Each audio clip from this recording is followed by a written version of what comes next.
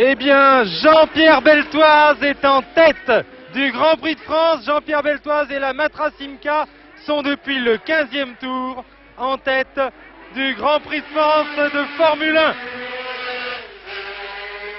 Nous allons d'ailleurs voir au magnétoscope le moment au 15e tour où Jean-Pierre Beltoise a passé Jackie X. Regardez, vous voyez la Matra qui passe la Ferrari. Il s'agit d'ailleurs en fait d'un ennui mécanique de la Ferrari de Jackie X. Je vous disais tout à l'heure que ce moteur Ferrari était sans doute le plus puissant, mais c'est également depuis le début de la saison un des plus fragiles. Et Jackie X, victime d'ennui de soupape, va devoir, après cette course magnifique, après avoir mené ce Grand Prix de France 14 tours durant, eh bien Jackie X va devoir s'arrêter au tour suivant. Jean-Pierre Beltoise est donc en tête alors que nous sommes dans le 18e tour, c'est-à-dire que nous sommes à un tour de la mi-course. Je vous laisse imaginer évidemment la joie du public, je vous laisse imaginer comment les spectateurs se dressent debout sur les bancs des... Je crois que Pesca vient de... Non? Hein?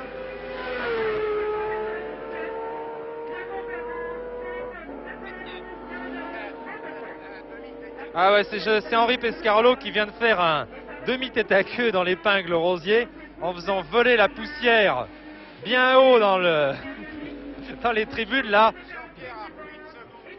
On a eu très peur. Oui, je vous laisse donc imaginer la joie du public. Seulement, évidemment, nous sommes tous ici avec François Mazet, avec Guy Ligier, avec Jean Todt en train de toucher du bois, en train de nous cramponner à tous les morceaux de bois que nous pouvons trouver. Vous m'excuserez, vous me pardonnerez cet accès de chauvinisme, mais il est difficile, je crois, aujourd'hui de réagir autrement. La voici Graham Hill qui est assez loin du premier.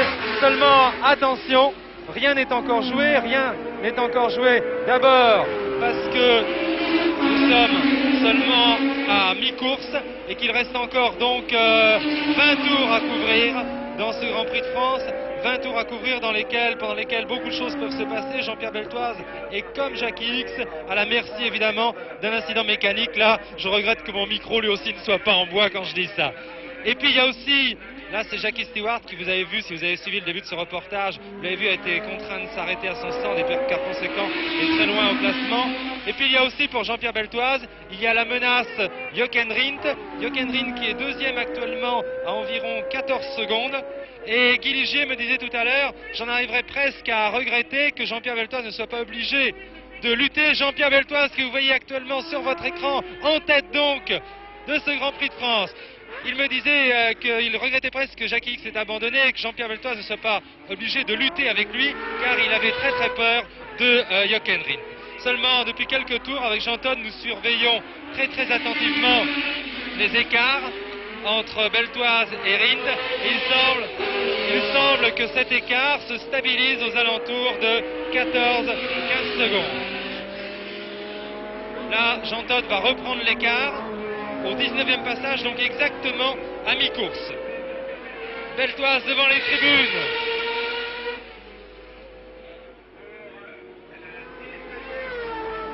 Et Rindt à combien? Rindt à 15 secondes.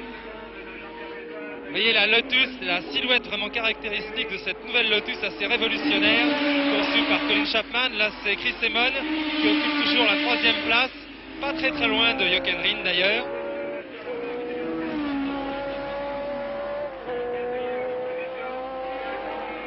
Le 4e c'est Jacques Brabham, le 5e c'est Denny Hulme.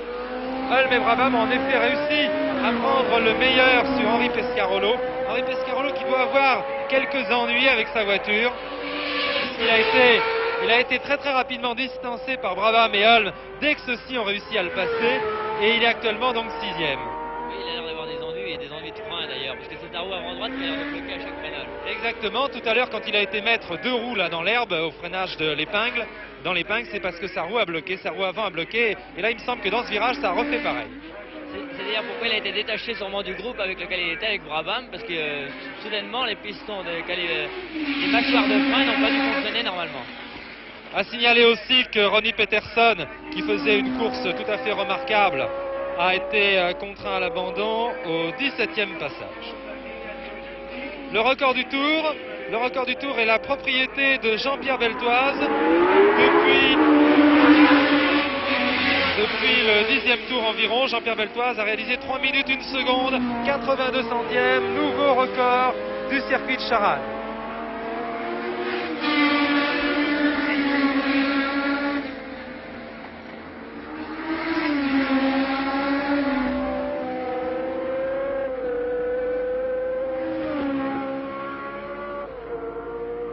Ce n'est pas la première fois que Jean-Pierre Beltoise se retrouve en tête d'un Grand Prix du championnat du monde. C'est exactement la deuxième fois, car il s'était déjà trouvé en tête l'année dernière au Grand Prix d'Espagne.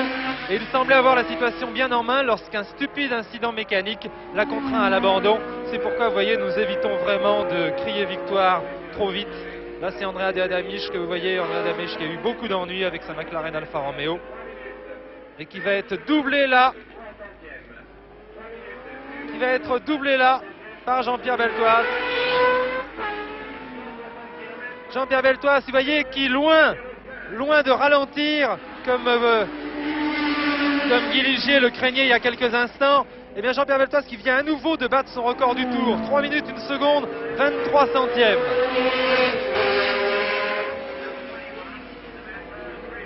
Il faut dire qu'au fur et à mesure de la course, les réservoirs d'essence se vident, que la voiture s'allège et qu'évidemment le pilote peut tourner de plus en plus vite.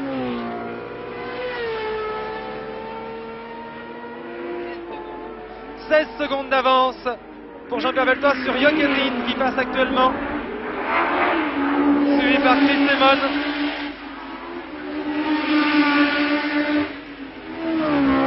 Là pour la 4e place, il y a une belle explication actuellement entre Brabham et Hulme que vous voyez actuellement. C'est Brabham qui précède Denis Hulme. Denis Hulme qui effectue sa rentrée dans ce Grand Prix de France, car il a été en effet accidenté au cours des essais d'Indianapolis. Il a été assez sérieusement brûlé à une main.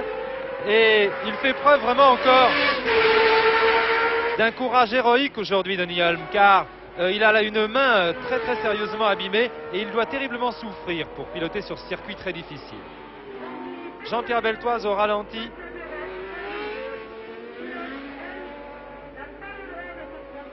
Jean-Pierre Beltoise au ralenti, vous voyez.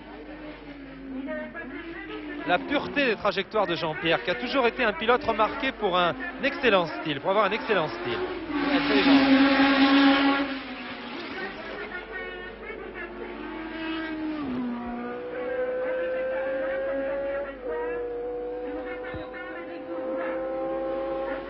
Et Jochen Rindt, au style, lui, plus acrobatique. Jochen Rindt, l'homme qui jette vraiment sa voiture dans les virages. Jochen Rindt qui, à Zandvoort d'ailleurs, à notre vive surprise, nous a semblé avoir beaucoup discipliné son style de conduite. Oui, c'est exact, oui. Depuis quelque temps, ça a été remarqué par plusieurs spécialistes, et c'est exact, il a beaucoup discipliné son style de conduite. Là, je vois Guy Ligier qui est en train de rêver, là, il pense à sa saison de Formule 1, beaucoup de nostalgie, Guy. Hein. Beaucoup de nostalgie, mais Jean-Pierre fait une course extraordinaire. En ce moment, c'est une course extrêmement dure pour lui. Il faut maintenant lutter, c'est une lutte de pilote et d'homme à homme. Une seconde de plus pour Jean-Pierre, une seconde de moins pour Rindt, c'est vraiment une course extraordinaire. Guy Ligier qui court sans doute de moins en moins parce qu'il s'est découvert, lui, une nouvelle passion. Et vous allez voir un petit peu le genre d'homme qu'est Guy Ligier. Lui, il n'a pas hésité carrément, étant donné qu'il décidait de courir de moins en moins, et bien il n'a pas hésité à se lancer dans la construction automobile. Il a construit une voiture qui a été assez remarquable au Mans, hein, qui a fait des temps qui ont vraiment surpris tout le monde. Et Guy Ligier n'est pas du tout décidé à s'arrêter en aussi bon chemin, puisque cette voiture, eh bien, à partir du salon de l'auto en septembre, eh bien, il va tout bonnement la commercialiser. Il va essayer de faire tout simplement quelque chose qui soit mieux qu'une Porsche 911. Vraiment, il faut le faire, mais c'est un garçon. J'espère que nous aurons l'occasion à la télévision de faire un sujet sur Guy Ligier, car vraiment il le mérite. 15 secondes d'avance pour Jean-Pierre sur Jochen Rindt actuellement sur votre écran.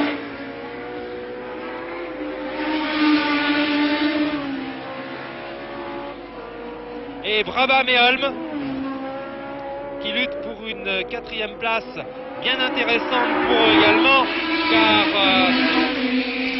car Jacques Brabham et Denis Holm sont fort bien placés au championnat du monde. Jacques Brabham occupe la 3e place avec 15 points derrière Jackie Stewart et Jochen Rindt.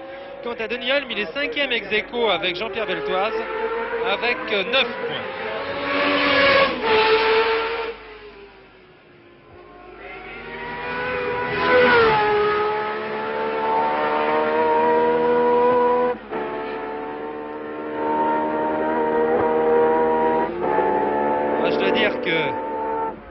Je préfère pas en parler. J'allais vous parler de ce que je ressentirais si Jean-Pierre Beltoise franchissait le premier la ligne d'arrivée. Et vraiment, je crois qu'il vaut mieux pas en parler tant que ce n'est pas fait. On se tait, on n'en parle pas.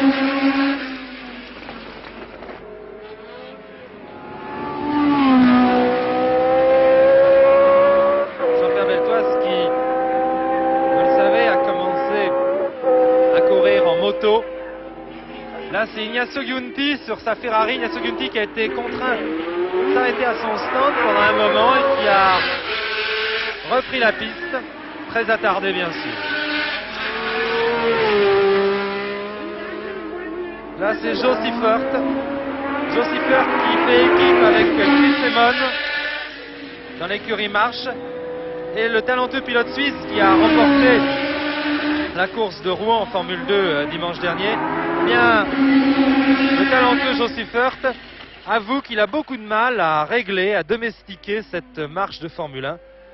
Il faut dire que Joe Siffert ne passe pas précisément pour un metteur au point, il passe pour un petit pilote de tout premier plan, mais pas vraiment pour un pilote metteur au point, au contraire de Chris Simon.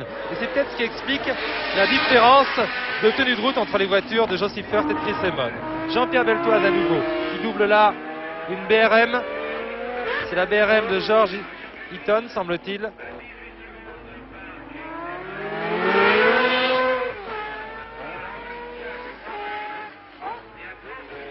Jean-Pierre Beltoise qui maintient son avance sur Jochen Rindt, toujours 15 secondes environ.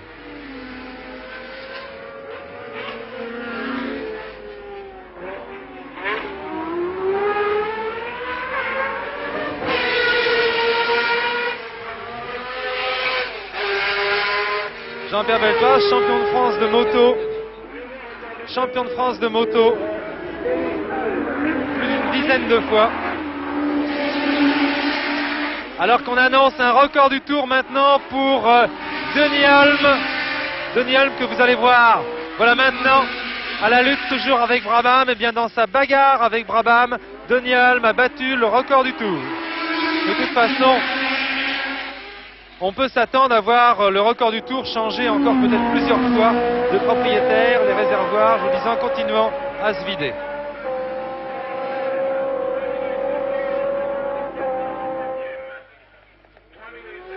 Voilà, au ralenti maintenant, Jean-Pierre Beltoise, je vous le disais, plus d'une dizaine de fois champion de France de moto, qui avait toujours eu, même à l'époque où il faisait la moto, l'ambition de piloter des voitures, qui a commencé sa carrière chez René Bonnet, qui a été victime d'un accident épouvantable durant les 12 heures de Reims.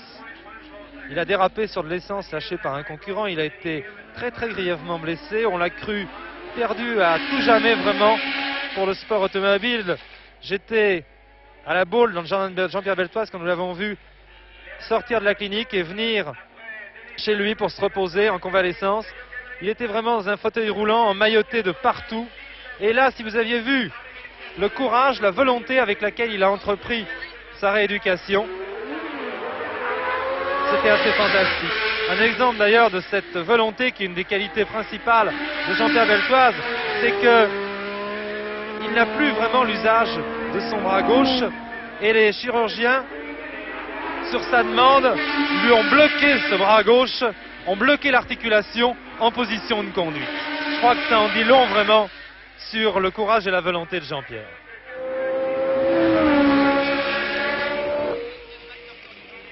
Jochen Rindt vient à son tour de battre le record du tour. Il se rapproche de Jean-Pierre Beltoise actuellement. Quel est l'écart?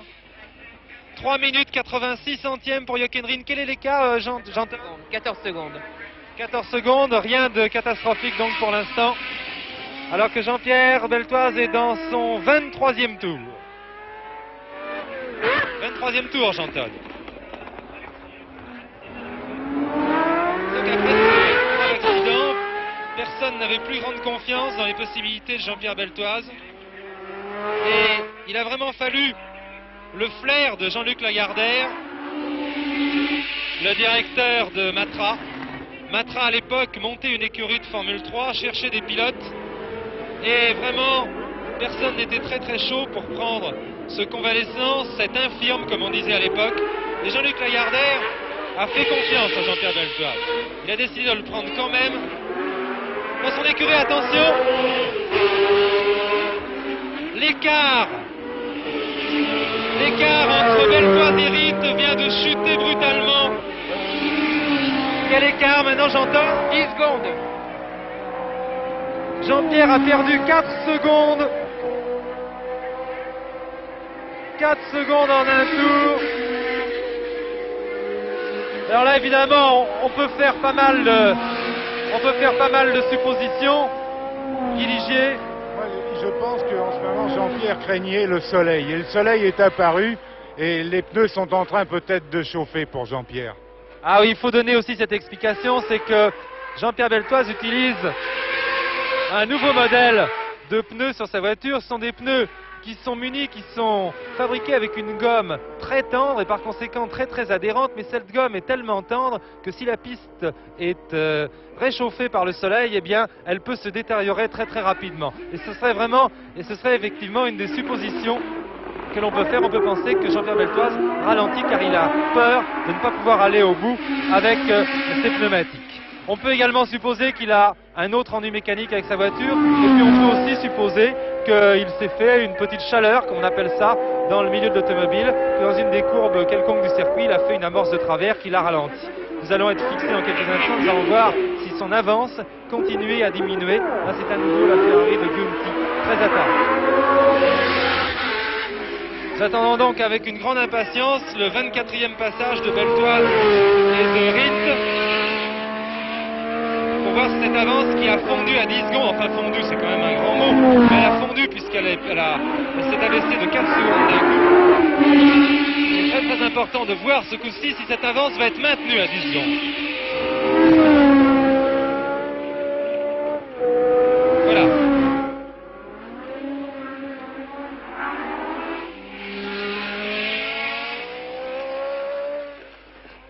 Là il y a l'anxiété qui me coupe un peu la voix. Ah, voilà Jean-Pierre qui passe là-bas. Je pense que personne, même nos amis suisses ou nos amis belges qui suivent peut-être ce reportage, personne ne nous en voudra de nous montrer aujourd'hui un petit peu chauvin. Après tout, ça fait tellement longtemps qu'un pilote français n'a pas gagné un Grand Prix de Formule 1 que j'espère qu'ils auront la gentillesse de nous pardonner. Et puis ils savent toute l'estime que nous portons aussi bien à des pilotes comme X qu'à des pilotes comme Seifert, Regazzoni, ou même Sylvain Moser qui s'est battu avec un cœur admirable pendant les essais.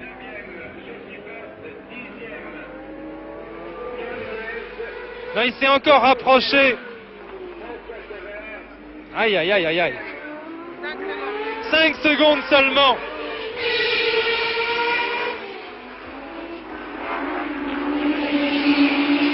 Aïe, aïe, aïe, 5 secondes seulement d'écart.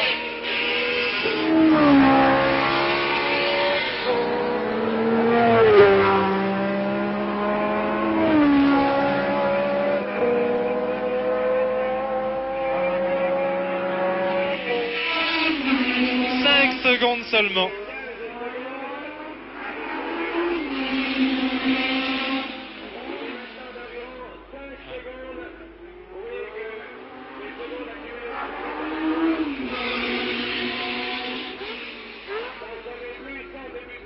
Là, c'est la Lotus de Rindt.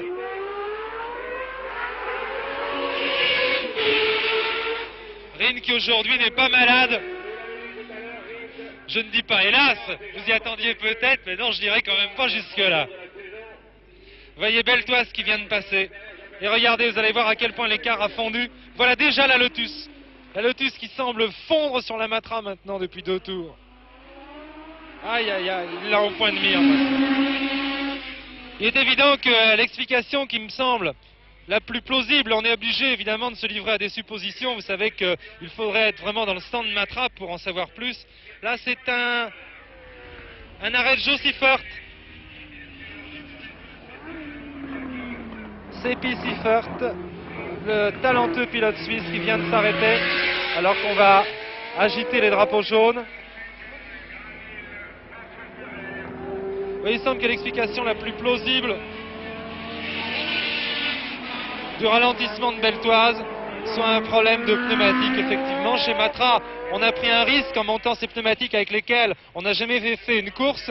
Évidemment, ces pneumatiques garantissaient une bien meilleure adhérence. J'ai bien peur que le pari soit en train d'échouer. Enfin, attendez, rien n'est joué encore. Aïe, aïe, aïe.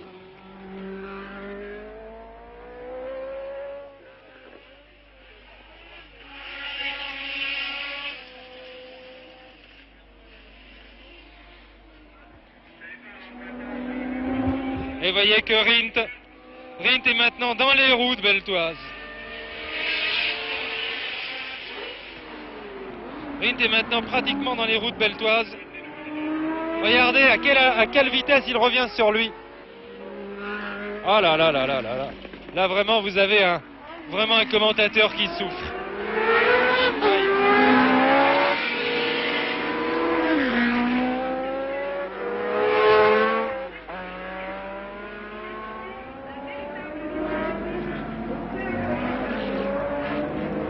Et il y a Emon qui n'est pas loin non plus.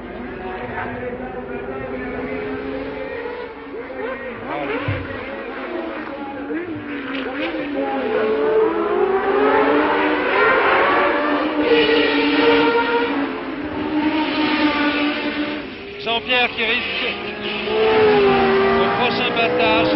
Voilà, ça y est, regardez, Rindt essaye de passer. Et regardez, vous voyez que Rindt, il est passé, si. Rindt est passé. Rindt est passé, le pauvre Jean-Pierre risque de se retrouver. Vous voyez, cette même séquence au ralenti maintenant. Comme s'il ne nous suffisait pas de l'avoir vue, il faut encore qu'on la revoie. Ah là là, Henri Carrière et Gilles Forissier nous font boire le calice jusqu'à la lie.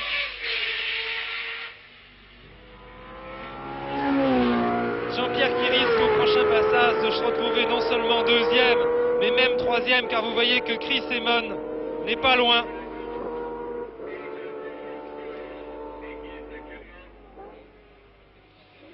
Et si Jean-Pierre en plus continue à perdre du terrain à cette cadence, il est fort probable que Brabham et Ulm risquent aussi de revenir sur lui.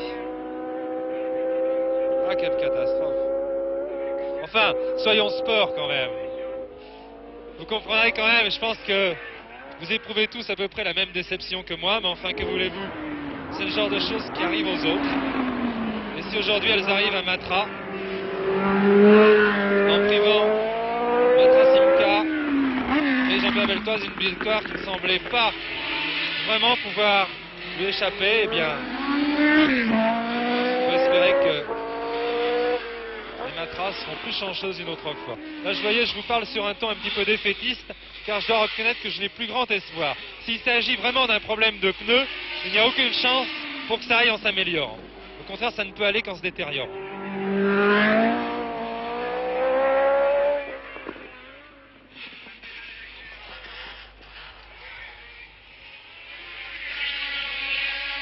Dernier espoir, évidemment, ce serait que Beltoise arrive à s'accrocher aux roues de Rindt, mais ça me paraît très très improbable quand on voit la facilité à l'envoyer. Ça y est. Oh là là. Emon a même pris la deuxième place, je vous l'avais dit. Et... ah oui.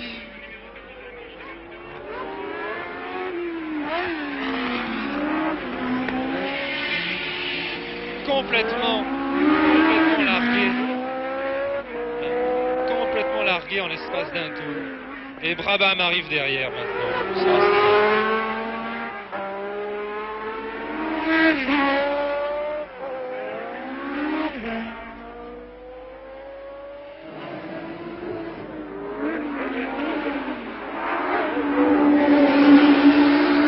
Voilà, Rindt en tête devant Emon. Et voilà, Brabham et Holm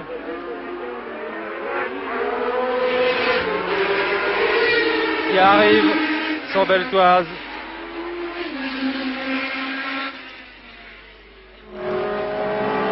Il semble, ouais. Alors maintenant là, on peut interpréter le signe peut-être qu'a fait Jean-Pierre Beltoise. C'est-à-dire que je l'ai à peine vu parce qu'il nous était un peu caché par les spectateurs. Il me semble que Jean-Pierre Beltoise, en passant devant son stand, a fait un signe en montrant son moteur.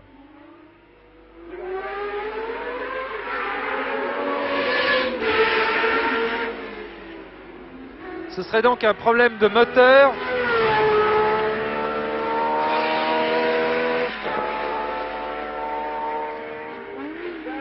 Qui, après Jackie X, eh bien, contrarierait la course de Jean-Pierre Beltoise.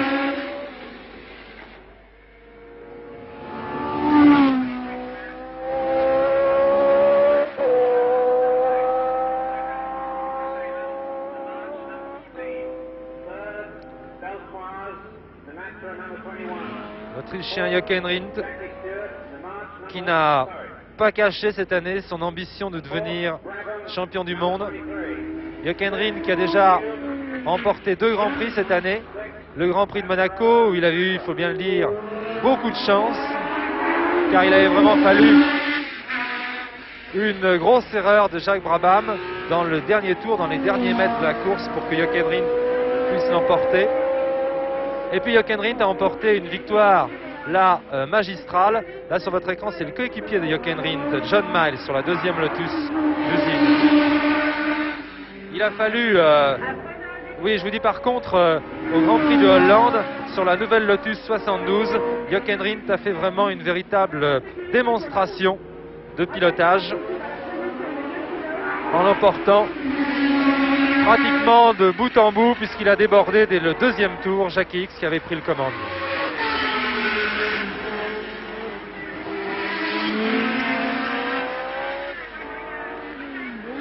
Il faut dire que cette Lotus 72 que vous voyez sur votre écran est une voiture assez remarquable, d'une conception révolutionnaire. Elle comporte certaines de ces innovations dont Colin Chapman semble décidément avoir le secret. D'abord une suspension à barre de torsion, ce qui est une révolution sur une Formule 1, je parle pour les techniciens, pour ceux qui connaissent un peu la technique. Ensuite des radiateurs qui ont été déplacés, vous les voyez là, le radiateur n'est plus à l'avant comme sur les autres Formule 1, il a été scindé en 2 et les 2 radiateurs sont désormais latéraux. Brabham et Holm ont aussi passé Beltoise et Beltoise ne semble même plus passer. Si le voilà là-bas, je crois, au ralenti.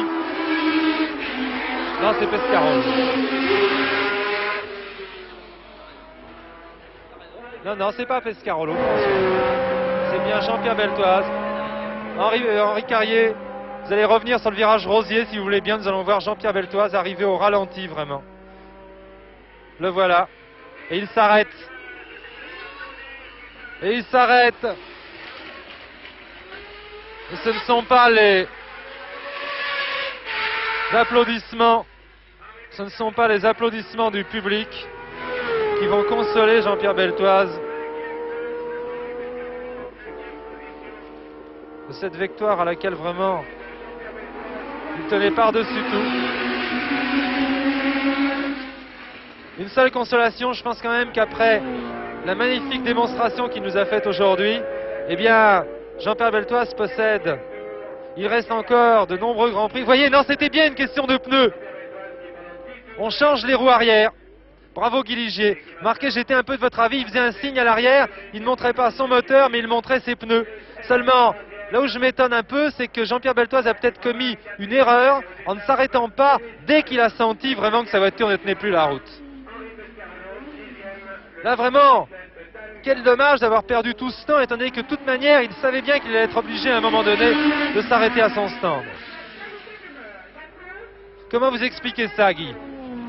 Stéphane, je pense que de toute façon, si Jean-Pierre s'arrête pour changer ses pneus, il a perdu le Grand Prix. En tout état de cause, il a essayé le tout pour le tout et il ne pouvait pas faire autrement. Mais c'est vraiment dommage. Mais il perd peut-être là quand même une place d'honneur dans le Grand Prix. Mais il a peut-être été aussi tellement déçu quand il a vu tous ses espoirs s'écrouler d'un seul coup.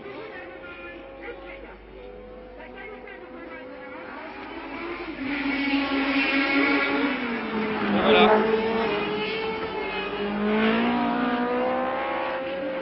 Jochen Rindt dans...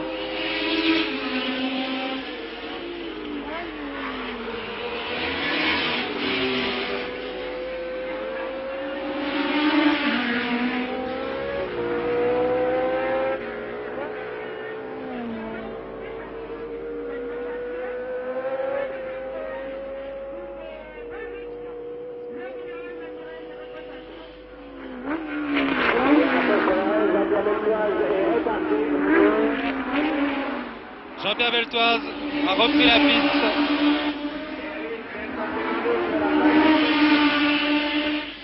Mais il occupe maintenant, il doit se trouver aux alentours de la 10e place.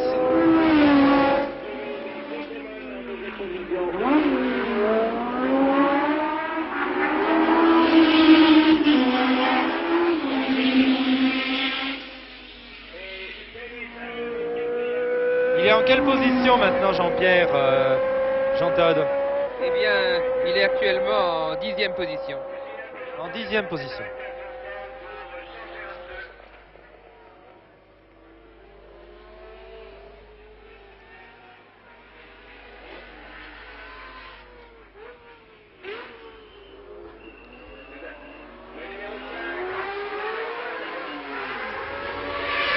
Là, c'est George Eaton qui s'arrête une nouvelle fois.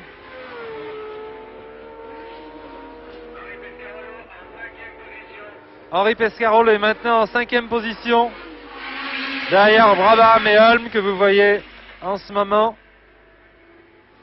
Et Jochen Rindt, lui, n'a pas encore course gagnée car Chris Amon et sa marche ne sont pas très très loin.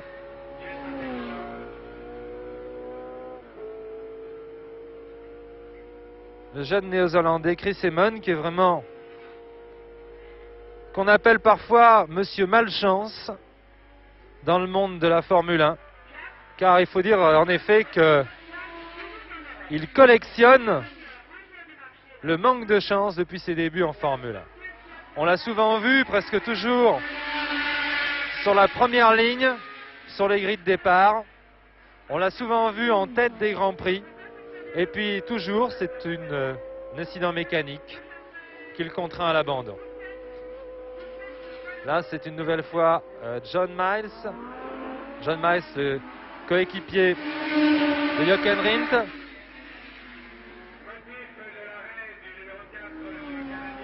John Miles qui a fait ses débuts, on s'en souvient, l'année dernière. Ses débuts en Formule 1 l'année dernière au cours de ce Grand Prix de France.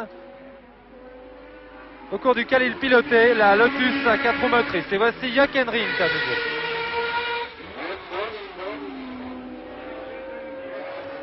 Jochen Rindt et Chris Amon. Quel est l'écart entre Jochen Rindt et Chris Amon? 5 secondes environ. 5 secondes environ.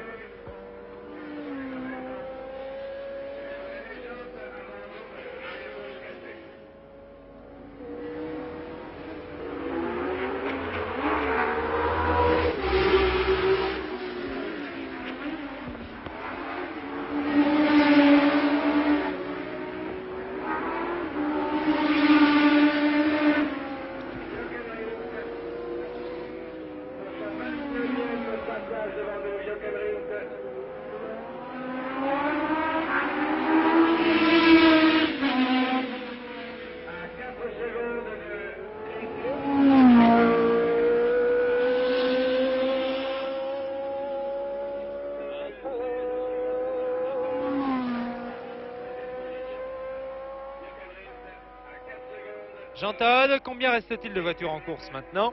Il reste 13 voitures en course. Décidément un collapse, Jean Todt. Il tient de son père, il n'y a pas de problème.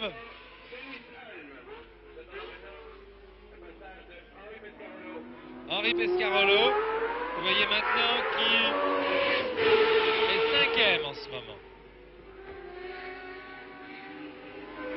Peut-être Henri a-t-il eu lui aussi des ennuis de pneumatiques un petit peu plus tôt que Jean-Pierre Beltoise, et ce sont peut-être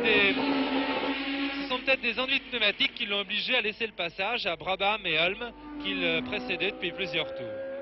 Enfin, je vous dis évidemment, un commentaire de Grand Prix, c'est souvent le monde des suppositions, car François, quand on est placé en face des stands, c'est bien difficile de savoir exactement ce qui se passe. Absolument, parce que vous savez, il y a tellement de choses qui évoluent rapidement dans le sport automobile qu'il est très difficile de se tenir au courant et de savoir ce que les pilotes décident derrière. Voilà, tout évolue très très rapidement, sauf parfois les structures du sport automobile, mais ça c'est un autre problème. Ça c'est un autre problème. Vous savez quand même que, à la suite, là vous voyez Jean-Pierre Beltoise. Jean-Pierre Beltoise qui est maintenant 10e. Qui doit être vraiment très très cruellement déçu. Les vélos, c'est le plus beau sport, mais c'est le plus cruel aussi. Oui, mais je crois d'ailleurs, et quand on en discute avec des grands pilotes, enfin avec Graham Hill, il n'y a que des grands pilotes honnêtement en Formule 1, je crois que Graham Hill me disait qu'il faisait il plaçait le fait de surmonter sa déception, hein, quand on est battu comme ça pour un incident mécanique, au rang des qualités qu'il faut avoir pour être pilote de Formule 1. Oui, il en faut beaucoup d'ailleurs. Il est certain que on ne compte pas le nombre de pilotes qui sont tombés en panne d'essence à quelques kilomètres de la ligne d'arrivée. On ne compte pas le nombre de pilotes qui ont abandonné dans le dernier tour d'un Grand Prix alors qu'ils étaient certains de l'emporter. Et là, je crois qu'il faut vraiment un moral à toute épreuve, car ces pilotes, généralement, on les revoit quelques minutes après, dans les stands, dans un fauteuil, en train de boire un verre, en train de plaisanter avec leurs amis et tout. Et ils font vraiment comme s'ils n'y pensaient pas, même si ce n'est pas vrai. Il faut une belle force de caractère.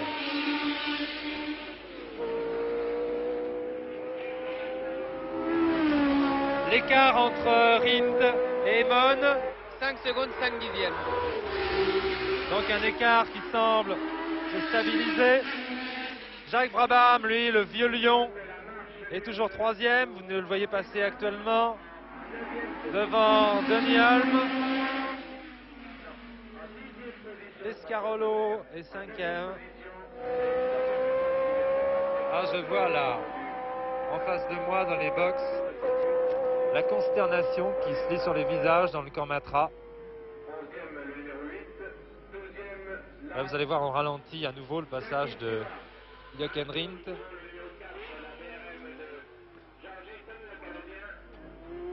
C'est pas Jochen Rindt. Ça, ce n'est pas Jochen Rindt, c'est Chris Emon, monsieur Carrier. Voilà Rindt, là. C'est-à-dire que c'est difficile de ne pas reconnaître la Lotus. Là, c'est Jacques Brabham. La Lotus, évidemment, grâce à ses radiateurs logés latéralement, a un avant tout à fait plat qui permet vraiment de la distinguer des autres Formule 1. Là, voici Jacques Brabham au ralenti.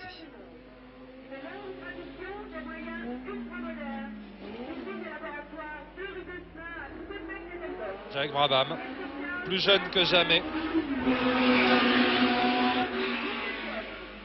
Le vieux lion qui représente vraiment le record de longévité actuel dans la course automobile. Je vous parlais tout à l'heure des structures du sport automobile et on peut en parler un petit peu. Vous savez que le monde de la Formule 1 a été très très cruellement éprouvé ces derniers temps, puisque deux des pilotes les plus connus, les plus aimés, Bruce McLaren et Pierce Corrège, ont trouvé la mort. Bruce McLaren au cours d'essai sur le circuit de Goodwood, au cours d'essai où sa voiture est allée percuter une cabane qui se trouvait aux abords de la piste, ce qui ne devrait absolument pas être. Quant à Pierce Corrège, lui, il s'est tué sur le circuit de Zandvoort au cours du dernier Grand Prix il y a 15 jours. Et là aussi, on peut penser que si ce circuit avait été mieux protégé, Pirskerel serait peut-être encore aujourd'hui parmi nous. Vous savez que la semaine dernière, on a beaucoup parlé aussi du circuit de Rouen, qui représente à nos yeux, et pas seulement à nos yeux d'ailleurs, François Mazet, je crois que vous partagez mon avis et que vous n'êtes pas le seul, qui représente le type vraiment de circuit qui devrait être abandonné actuellement par les dangers vraiment qu'il présente. Hein. Eh bien, après aussi ce lamentable accident de dimanche dernier, qui a vu la mort de deux des plus grands espoirs de la compétition automobile française, Salomon et Dayan, eh bien, les pilotes se sont posés pas mal de questions. On a vu le comité des pilotes de Grand Prix. Excusez-moi si j'abandonne pendant quelques instants la course, mais je pense qu'il s'agit là de choses quand même très importantes.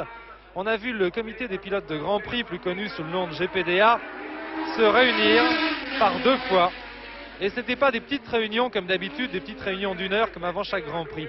Là, il a s'agit d'une réunion qui hier a duré près de 4 heures. Les pilotes, évidemment, ont eu des discussions secrètes, car ils ne nous ont pas encore communiqué le résultat de toutes ces discussions. Mais on peut penser, d'après certaines indiscrétions, qu'ils ont été très très frappés par cette vague d'accidents et qu'ils ont pris des décisions très très importantes. En effet, la plupart des pilotes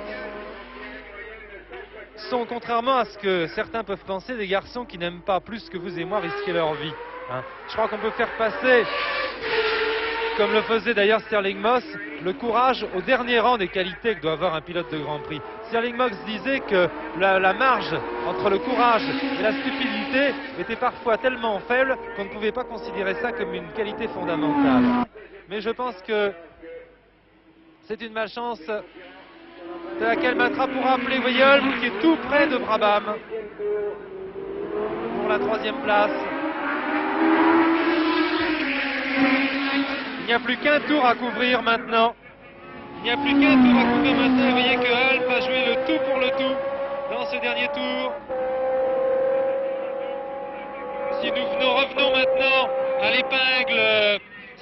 l'épingle, Henri Carrier, nous allons voir Pescarolo et Gurney.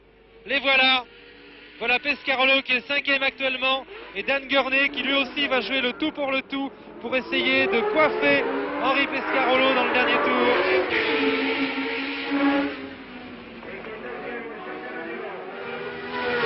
Un dernier tour qui s'annonce donc palpitant non pas tellement en ce qui concerne les 2 premières places, car sauf vraiment incident de dernière minute, Jochen Rindt a course gagnée devant Chris Amon. Ils sont à 7 secondes l'un de l'autre. Seulement, la lutte va être passionnante. D'une part pour la 3e place entre Brabham et Hulm. D'autre part pour la 5e place entre Pescarolo et Dan Gurney.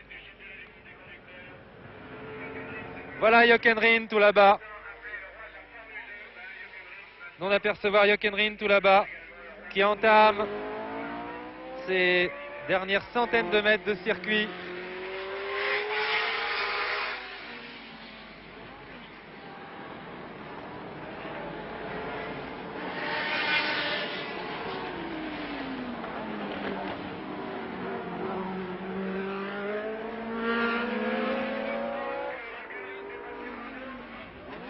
Jean-Lucas est monté sur le rail de protection, le drapeau à la main.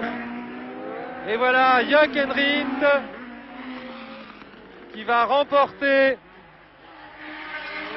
son 3e Grand Prix de la saison devant Chris Amon.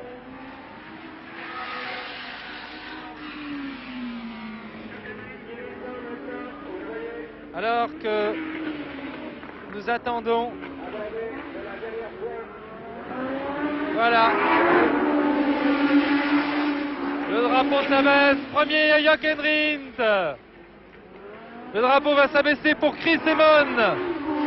Et nous allons dans l'épingle maintenant. Nous allons attendre Brabham. Là c'est François Sever qui termine aux alentours de la 8e place. C'est très bien François. Nous allons attendre Jacques Brabham et Denis Hulm. C'est Jacques Brabham qui a le meilleur pour l'instant. Ça va être très très dur pour Denis. Ça va être très très dur. Est-ce qu'il va vraiment... Oh non, il est trop loin. Il est trop loin, il ne pourra pas. Et là, Jacques Brabham va pas faire l'erreur qu'il a commise au Grand Prix de Monaco. Vous voyez, c'est bien sagement que Jacques Brabham s'assure la 3e place devant Denis Holm 4e. Et nous allons voir maintenant qui de Henri Pescarolo ou de Dan Gurney va terminer 5e de ce Grand Prix de France. Là, il me semble que les choses pourraient bien être beaucoup plus serrées. En effet, regardez, Dan Gurney est dans les roues de Pescarolo. Oh là là, Pescarolo qui fait le maximum pour conserver, regardez. Est-ce qu'il va pouvoir... Oui, ça va être bon. Regardez, Gurney essaye. Là, il ne pourra pas. Allez, Henri, oui. Henri Pescarolo, 5e, qui marque 2 points au championnat du monde. 6e, Gurney. À la 7e place, nous trouvons Rolf Stomlen. 8e, John Miles. 9e, Graham Hill. 10e, Jackie Stewart. 11e, François Sever. À vous parler. Eh bien, après cette fin de course palpitante du Grand Prix de France, nous allons tout de suite rejoindre Mulhouse pour connaître les informations de cette fin d'étape, la 9e. À vous, Mulhouse, nos envoyés spéciaux pour la tribune.